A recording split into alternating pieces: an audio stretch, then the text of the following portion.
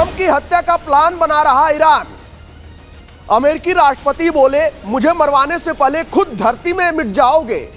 America और Iran के बीच पहले से चले आ रहे तनाव ने अब बेहद खतरनाक रूप ले लिया है।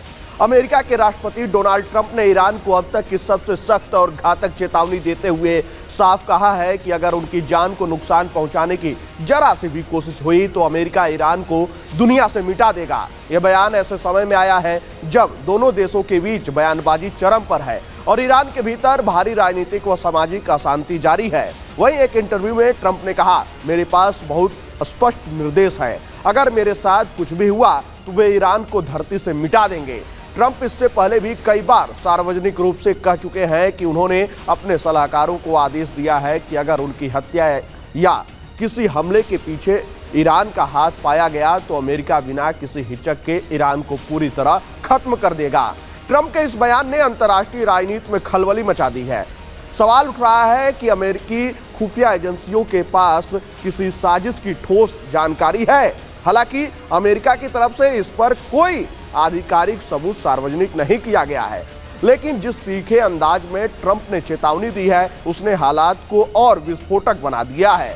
वहीं ईरान की ओर से भी पलटवार में कम तीखी भाषा नहीं अपनाई गई। ईरानी सशस्त्र बलों के प्रवक्ता जनरल अबोल फजल सेकरची ने चेतावनी देते हुए कहा कि अगर ईरान के सर्वोच्च नेता आयतुल्लाह अली खामेनेई को निशाना बनाने की कोशिश की गई तो उसका अंजाम बेहद खतरनाक होगा।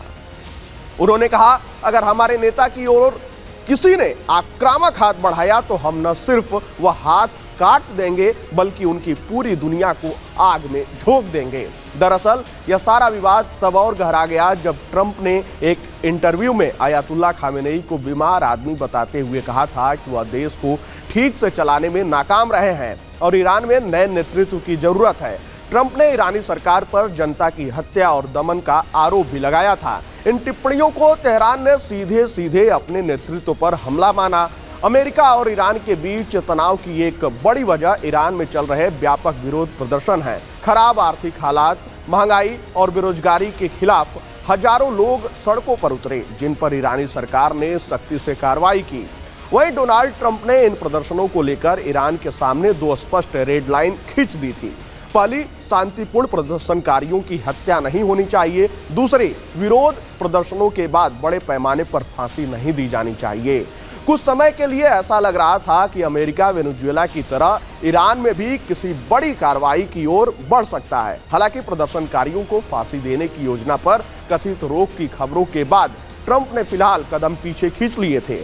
वहीं अमेरिका स्थित मानवाधिकार संगठनों के अनुसार ईरान में चल रहे प्रदर्शनों के दौरान अब तक कम से कम 4,519 लोगों की मौत हो चुकी है। हालांकि इसकी स्वतंत्र पुष्टि संभव नहीं हो पाई है। वहीं ईरानी अधिकारियों ने भी हजारों मौतों की बात स्वीकार की है। मानवाधिकार समूहों का दावा है कि 26,300 से अधिक लोगों को गिरफ्तार किया गया है, जिससे यह आशंका बढ़ गई है कि कई बंदियों को मौत की सजा दी जा सकती है। इसी बीच अमेरिका की सैन्य गतिविधियों ने भी अंतर्राष्ट्रीय समुदाय का ध्यान खींचा है। अमेरिकी नौसेना का विमानवाहक पोत यूएसएस अब्राहम लिंकन 3 विध्वंसक युद्धपोतों के साथ दक्षिण चीन सागर से हिंद महासागर की ओर बढ़ता हुआ देखा गया है।